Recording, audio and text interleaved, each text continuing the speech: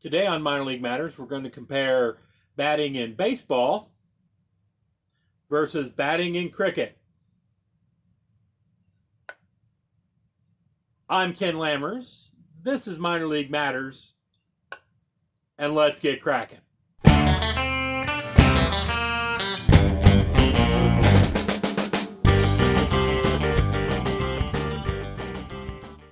I like you guys, and this is a wonderful hobby, but I wasn't going to go out and spend $40 on a baseball bat and $40 on a cricket bat, at the low end. So what I did was, here's a souvenir bat from baseball from the Greenville Reds in the Rookie League. Who knows if they'll be around after a year if baseball continues to be self-destructive. And here is a souvenir bat for cricket, right? And it was the cheapest one I could get. And even so, I was able to get laser engraving on it. And we've got the bats. So you can obviously see there's a difference in the two bats, right? Baseball bat is, something you can put on a lathe and knock out in, a short period of time. The cricket bat is more of a scoop. They all appear to have, this of course is souvenirs. It's not to specs, I'm sure. They all appear to have a little bit of a curve there. They got more support on the back. They've got a handle down here, which is, and a real batsman holds this with two hands, right? So there are differences in what you're hitting with. And now we all know, at least here in the States, you know what baseball is about. The batsman stands in a box that's delineated on one side or the other of the home plate where the ball has to be thrown over, and he then hits it, and there's lines that go outward from home plate, and he has to hit it within those lines and either on the ground or hit a home run, which is past the wall at the end of the stadium, at the other side of the stadium, which is 325 to 450 feet minimally. That's a problem in modern baseball. It really needs to move back, but not going to happen anytime soon. Anyway, so that's what he has to do, and he has to hit it within there. Otherwise, if he doesn't hit it within those lines and that V, or out beyond the wall, if he doesn't hit it within those, it's a strike, right? He knocks it off to one side outside the lines, and it's a strike. And obviously in baseball, 3 strikes mean you're out, although third strike cannot be on a foul ball unless it's something called a bunt. And so you can keep fouling balls off forever, but baseball is not an offensively oriented sport, right? There's offense in the game, obviously, but generally a well-played baseball game may have 4 or 5 runs per side, right? Maybe 2 or 3 in a really well-pitched one. But, I've heard it often said, and I don't know how true how much faith you want to put in that statement, but I've heard a lot of people say that trying to hit a round ball with a round bat is the hardest thing there is to do in any sport. And honestly, looking around at the sports, probably, hockey always got that claim. You got to be able to skate and then be like an offensive lineman, right? So there's something there, but as an individual skill, hitting a round ball with a round bat within a certain zone so that it's not caught in the air to put you out, and you don't miss it, and you get struck out by having 3 strikes to get an out, is a difficult thing. And obviously there are 3 outs per inning. Outs are fairly easily gotten so that there's only usually 1 or 2 innings a game per team where there's really scoring going on. People on base, things happen. Used to be people got on base a lot more, but with all the sabermetrics things and the absolute destruction of playing small ball because of sabermetrics, you don't see that as much anymore. You see a lot of attempts to hit home runs, a lot of attempts to hit home runs. It used to be an amazing thing, but it's really gotten kind of boring now. Now, on the other hand, cricket is an offensive game, right? The getting it out by throwing the ball past the batsman or into his legs, so that, leg before wicket gets called, is a hard thing to do. So outs don't come all that often. And unlike in Test cricket where you have to get all 10 outs, in, ODI or in 20 over or even 10 over cricket, you do see that occasionally. You rarely see all the outs, right? It's really just a limitation on pitches game, which means it's about the offense. It's interesting to watch. Now, obviously, a batsman in cricket, he doesn't have to stand in a particular place. As a matter of fact, quite often you see them standing right in front of the wicket so that they can move left, right, forward, back, and contact the ball in the way they want to. As well, they don't have to hit it forward. They can hit it backwards, left, right. They can deflect the ball. They can do all sorts of things that are interesting with the ball that you can't do in baseball. Baseball, the most exciting thing you can do in baseball is a home run, and that involves hitting the ball, out and out of the field on the back, over the back wall. Yeah, it can be exciting too if you're playing small ball, which is when you're moving people around the bases by hitting the ball so that people get moved around the bases. That really makes games interesting, but is not favored anymore because of sabermetrics. So here's what home runs look like. Now, this is Scooter Gennett, and I'm just going to let this run. 3 balls, 2 strikes, bases loaded. Gennett waiting. Got a fastball, and bye-bye, baby!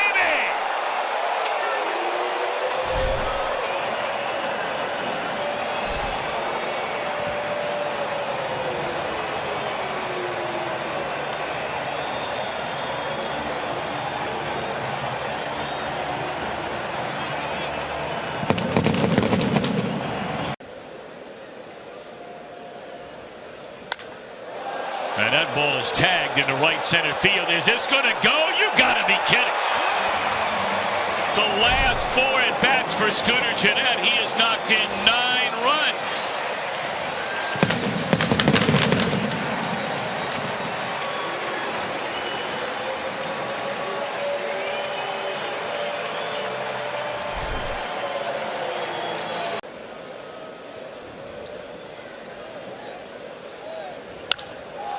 Now this one down the left field line. Has he done it again? He has done it again.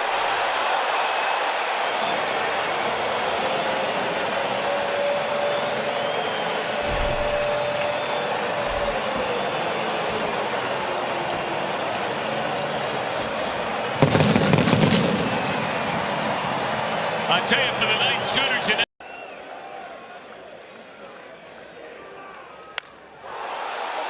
Liner to right field. Gennett, the first red ever, with 4 home runs in a game. Unbelievable. Can you believe it?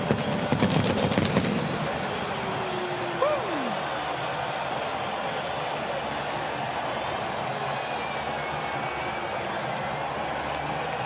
That was Scooter Gennett getting 4 home runs in one game for the Cincinnati Reds. First player ever to do that for the Cincinnati Reds. On the other hand, cricket, one of the more interesting things you can see in cricket is, of course, they're swinging away, and you'll actually hear them compare baseball, where guys do it like you do in baseball. They'll step forward and just whack, right? But a lot of times they are hitting the ball like this, right? If it's sometimes just to block it from getting to the wicket or their legs, hold it down like this. Other times they do what they call ramping. So if the ball's coming in hard and fast, they'll angle it and just let the ball go ting, over their backs. And, obviously it doesn't have to travel as far in cricket as would for a home run in baseball. But if you can get it through the air over your back the whole way, then it's 6 points if it goes over the rope. If you can get it to bounce back and roll all the way, then you get 4 points if it hits the rope or bounces over the rope. You can also, obviously, if you do that and you run back and forth between the wickets, you get a point each time you run back and forth between each wicket. So hitting in cricket is a lot, well, it's interesting to watch. Not as much suspense about whether they're going to hit it or not. There's some suspense about whether the pitcher can get it past, the bowler can get it past them and, get a wicket or cause them to hit the ball some way so it's caught in the air or some such thing, or somebody gets run down so that there's an out. But it's kind of just interesting to see what the batsman's going to do. So like I said, they can do this and have it bounce off and go back. That's called ramping, although you also see it called scooping. Although I would probably say, and I'm not an expert here, but there's probably, if there's not, there should be a differentiation between ramping, which is where you just hold it down and it bounces up, and scooping, which is you'll see batsmen either doing this over their head, or you'll see them, they'll take a step to the side and then ring around and just whack it, right? So they'll step forward so that the ball will go past them on this side and then go whack and hit it. And I would call that scooping more than I would the ramp thing, right? It is interesting, and you'll see them do this, ramps, scooping. You'll see them just deflect. So you're stupid enough to throw the ball hard enough, they'll just deflect it off this way and let it go all the way to the rope and get their points, right? They don't have to hit it forward, which makes for some interesting placement for fielders in cricket, because obviously the fieldsmen aren't really assigned spots. There are, during certain parts of the game, you can have so many people out beyond a certain distance, but within whatever area they're allowed to be in, they're allowed to be wherever they're at. So you'll see, sometimes when a guy is really good at scooping or ramping or whatever, or just deflecting it off to the side, you'll see 3 or 4 or 5 people behind him trying to catch the ball when they know he's going to do that sort of thing. So here's a kind of a mishmash of some hitting that's not straightforward in cricket, that's hitting off the sides and the back. Of adaptation, was able to get it up over the keeper for 4. Have a look how careful he was to watch the ball, so it gets his head a little bit out of the way and flips it over fine leg.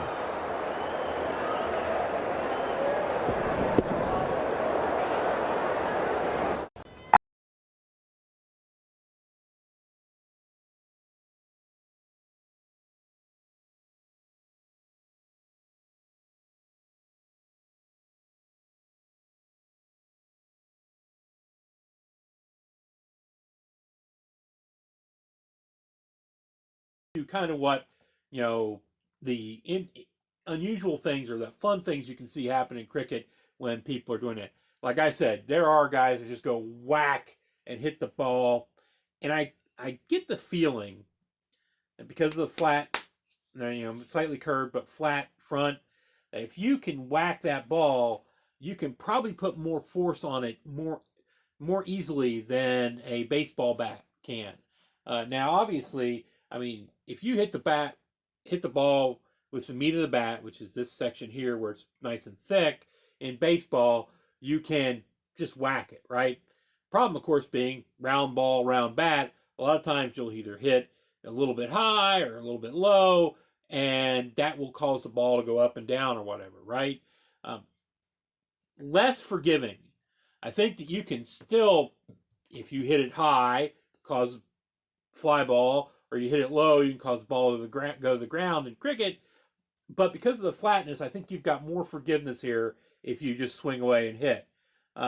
It does make for a really kind of interesting way of scoring, and it makes it interesting to watch the batsman at work.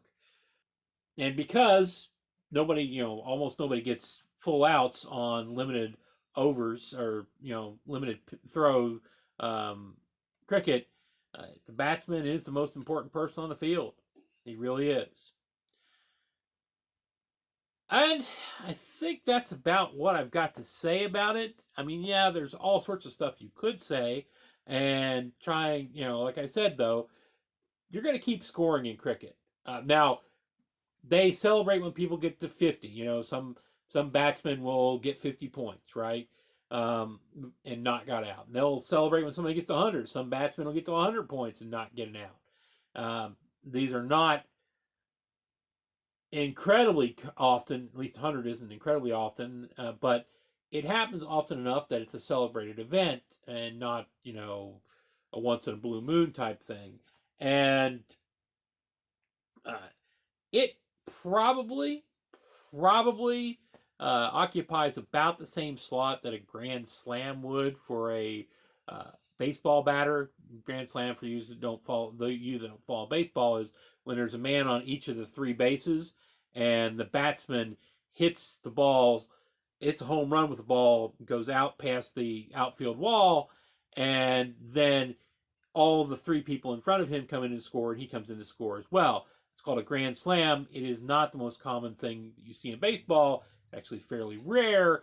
If you watch the Scooter Gennett clip I put in here, you saw it. That was the first home run he hit, was a grand slam. And then he hit three more after that. It was an amazing night for the man. So I think getting a 100 is probably about the same as a grand slam, maybe more common, really. But I think those are your primary differences in how the batsmen work and what they do in each sport. Uh, and I think that's all I'm going to say on that at the moment. I'm sure there's a lot more I could, but we'll let it pass for now. If you like this, hit like, obviously. If you really like what you see this and what you see here around and other things I've commented on, hit the subscribe button and then hit the wherever it is over there, maybe over there. I don't know. Hit the notification bell because I'm a hobbyist. This is not my job. I have to go off and earn a living somewhere first. So I just do this when I've got time and think it'll be fun. So you're probably going to need it to go ding, ding, ding to tell you when I put something up. That's all I have for today, folks. Go out and watch some sports that you don't usually go to. If you want to have fun, go to minor league sports or go to sports like Major League Lacrosse or cricket in the United States that most people don't go to. Because when you go to those sports, you're going to see people who love the sport. And those people are there playing because they love the sport. Those people are there, watching because they love the sport. And it's the best way to see it. All that said, got one thing left. Masalama, y'all.